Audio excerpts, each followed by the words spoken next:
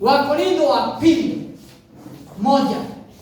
Twende Wakorintho wa pili moja mstari ule wa 10. Ukifika hapo ndugu nitafurahia sana. Wakorintho wa pili moja. Wakorintho wa pili moja mstari wake wa 10. Inasema namna gani? Alituokoa sisi katika mauti kuu namna ile. Alituokoa sisi katika mauti tena atatuokoa ambaye tumemtumaini kwamba atazidi kutuokoa. Yes. Bwana anatulinda na anajua kutuokoa. Hata sasa tukimtumainia atazidi kutuokoa.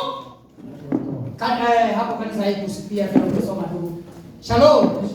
Sikieni vile ile andiko inasema. Aliyetuokoa sisi katika mauti kuu namna ile.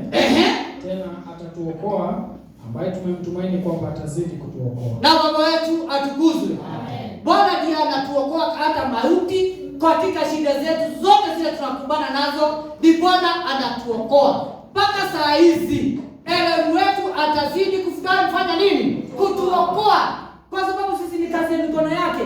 Sisi ni watu wake. Hatuna baba mwingine, ni yeye tu, na Baba wetu atukuzwe.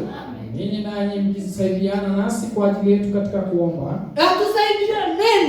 Tusaidianeni ndugu zetu, dada zetu katika kuomba. Ili kwa sababu ya ile karama tupewayo sisi kwa msaada wa watu wengi. Watu wengi watoe shukrani kwa ajili yetu. Na Baba wetu atukuzwe.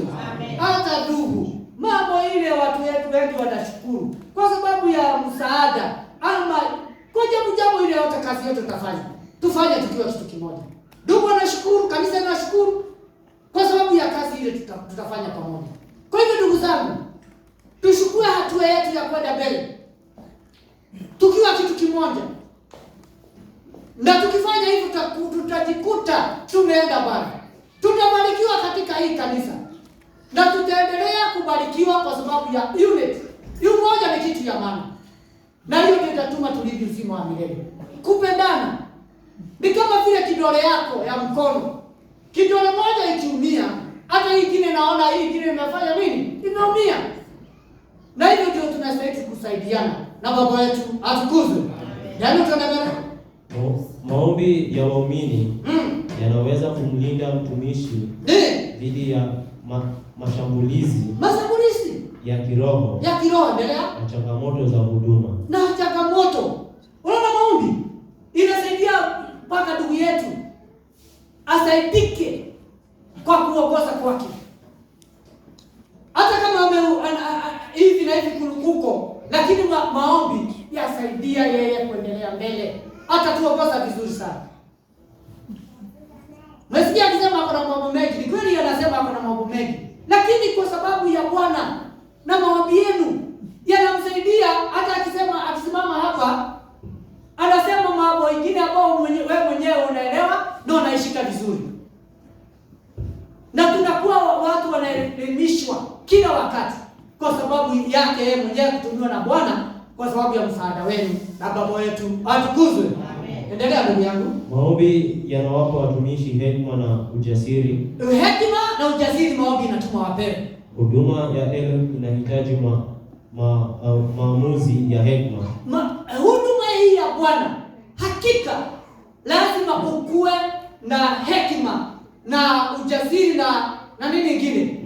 Na ufahamu. Ujasiri na kuhubiri ukweli. Yes, lazima ukue na.